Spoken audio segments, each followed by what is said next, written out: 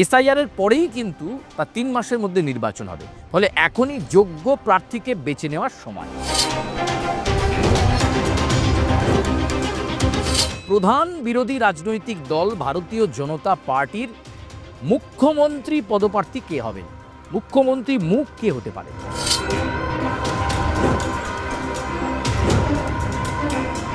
জল্পনা কিন্তু যেমন রয়েছে, সেই জল্পনা আরও নিশ্চিতকরণের দিকে যেতে পারে।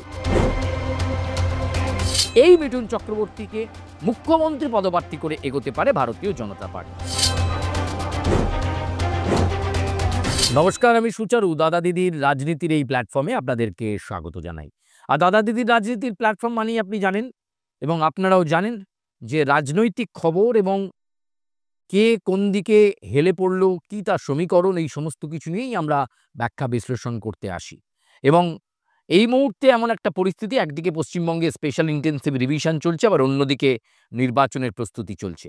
ফলে বিভিন্ন রাজনৈতিক দল তারা তাদের মতো করে প্রস্তুতি নিচ্ছে এবং বিভিন্ন রাজনৈতিক দলের পক্ষ থেকে আগামী দিনের প্রচার কৌশল কী হবে, কিভাবে তারা ঝাঁপিয়ে পড়বেন, সেই সব পরিকল্পনা চলছে।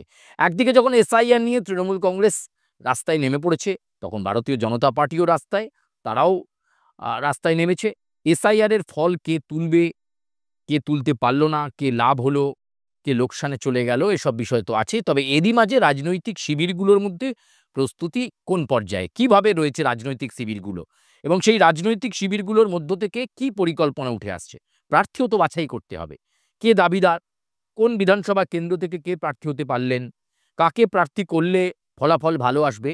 যেমন শাসক দল ভাবছে, তেমন বিরোধী রাজনৈতিক দলও ভাবছে, এবং ভাবাটা এখন থেকেই করতে হচ্ছে। তার কারণ এসআইআর এর পরেই কিন্তু তার ৩ মাসের মধ্যে নির্বাচন হবে। ফলে এখনই যোগ্য প্রার্থীকে বেছে নেওয়ার সময়। এরকমই একটা প্রেক্ষাপট এসে হাজির হলো মালদাতে। এবং স্বভাবতই এ রাজ্যে প্রধান বিরোধী রাজনৈতিক দল ভারতীয় জনতা পার্টির মুখ্যমন্ত্রী পদপ্রার্থী কে হবেন, মুখ্যমন্ত্রী মুখ কে হতে পারেন, এই সমস্ত জল্পনা কিন্তু এই মুহূর্তে চলছে। এবং সেই জল্পনার মাঝে একেবারে সরাসরি সাংবাদিকদের প্রশ্নের মুখে পড়ে কার্যত তিনি ধোঁয়াশা তৈরি করে রাখলেন। তবে তাকে নিয়ে জল্পনা জিয়ে রইল।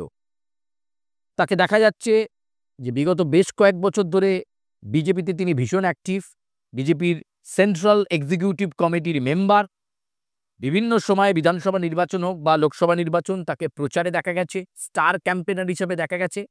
এবার তিনি উত্তরবঙ্গে বিজয়া সম্মেলনী করতে গিয়ে সাংবাদিকদের প্রশ্নের সম্মুখীন হলেন। হ্যাঁ, আমি যার কথা বলছি, বাংলার বিশিষ্ট অভিনেতা, মুম্বাই কাঁপানো, যাকে সবাই মহাগুরু বলে জানে, মিঠুন চক্রবর্তী।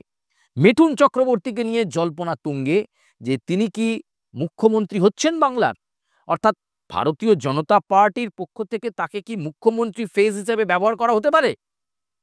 জল্পনা কিন্তু যেমন রয়েছে, সেই জল্পনা আরও নিশ্চিতকরণের দিকে যেতে পারে। কারণ মনে করা হচ্ছে, সূত্রের খবর, যে এবার ভারতীয় জনতা পার্টির টিকিটে বিধানসভা নির্বাচনে প্রতিদ্বন্দ্বিতা করানো হতে পারে মিঠুন চক্রবর্তীকে। তার জন্য স্পেশাল রিকোয়েস্ট ইতিমধ্যেই তার কাছে পৌঁছেছে। প্রথমে না হ্যাঁ করলেও পরে সাংবাদিকদের উত্তরে তিনি স্বীকার করেছেন যে আমাকে যা বলবে তাই করব, এবং নির্বাচনে লড়তে বললে লড়ব। অর্থাৎ বিধানসভা নির্বাচনে লড়ার ইচ্ছা মিঠুন চক্রবর্তীর রয়েছে, এবং সেই ইচ্ছা যদি তার থেকে থাকে, তাহলে নিশ্চিতভাবে মিঠুন চক্রবর্তীকে সামনে রেখে বিজেপি তাদের কৌশল সাজাতে পারে। তার ফেসের দাম রয়েছে, এবং তিনি বারবার ভারতীয় জনতা পার্টির হয়ে ময়দানে নেমেছেন, রোড শো করেছেন, সভা করেছেন। এই মিঠুন চক্রবর্তীকে মুখ্যমন্ত্রী পদপ্রার্থী করে এগোতে পারে ভারতীয় জনতা পার্টি। তবে দাবিদার আরও অনেকে রয়েছে। তবে মুখ্যমন্ত্রী হওয়ার লড়াইয়ে ভারতীয় জনতা পার্টি যদি তৃণমূলকে পরাস্ত করে ক্ষমতায় আসার মতো পরিস্থিতি তৈরি হয়, তাহলে মুখ্যমন্ত্রী ফেস মিঠুন চক্রবর্তী। মিঠুন চক্রবর্তীকে নিয়ে জল্পনা এখন এই মুহূর্তে তুঙ্গে, এবং দলের মধ্যেও একাংশ কিন্তু এই মুহূর্তে মিঠুন চক্রবর্তীকে নিয়ে নানা জল্পনা তারা নিজেরাও আলোচনার মধ্য দিয়ে তুলে আনছেন বা তৈরি হচ্ছে। আবার বলবো, একা মিঠুন চক্রবর্তী নয়, দাবিদার আরও অনেকে রয়েছে। আমরা প্রত্যেকটা প্রতিবেদনে আপনাদেরকে ঘুরিয়ে ফিরিয়ে সেই নামগুলো বলবো যে কারা সেই লড়াইয়ে থাকতে চাইছেন। কিন্তু এখনো পর্যন্ত সর্বাগ্রে যার নাম বিজেপির মুখ্যমন্ত্রী পদপ্রার্থী হিসাবে বিধানসভা নির্বাচনে প্রতিদ্বন্দ্বিতা করতে পারেন, বিধানসভা নির্বাচনে কোন কেন্দ্র থেকে মিঠুন চক্রবর্তীকে দাঁড় করানো হবে সেটাও কিন্তু এই মুহূর্তে একটা জল্পনার মধ্যে বলা যেতে পারে। ওরকম একটা হেভিওয়েট, একটা সেলিব্রিটি, তাকে কোন বিধানসভা কেন্দ্র থেকে লড়ালে নিশ্চিতভাবে বিজেপি জয়লাভ করবে এটাও যেমন একটা অঙ্ক, একই সঙ্গে তাকে কি কোনো হেভিওয়েটে, তৃণমূলের কোনো হেভিওয়েটের বিরুদ্ধে দাঁড় করিয়ে জিতিয়ে এনে বিজেপি কোনো চ্যালেঞ্জ ছুঁড়ে দেবে?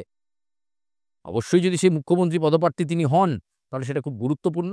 তবে এই মুহূর্তে ভারতীয় জনতা পার্টির বিধানসভা নির্বাচনে মুখ্যমন্ত্রী পদপ্রার্থী হওয়ার লড়াইয়ে মিঠুন চক্রবর্তী যে থাকতে চান, সেটা ঘনিষ্ঠ মহলে তার কথাবার্তা শুনেই এটা অন্তত পরিষ্কার। দাদা দিদির রাজনীতিতে আজকে এ পর্যন্তই। তবে আরও এরকম বিভিন্ন ধরনের জল্পনা, রাজনৈতিক সমীকরণ, প্রচার কৌশল, কোন দল কোথায় দাঁড়িয়ে, এই সব নিয়ে আপনাদের কাছে ব্যাখ্যা বিশ্লেষণ আমরা প্রতিটা প্রতিবেদন পর্বে দিয়ে চলেছি, আগামীতেও দেব। আপাতত ধন্যবাদ, বিদায় নিচ্ছি।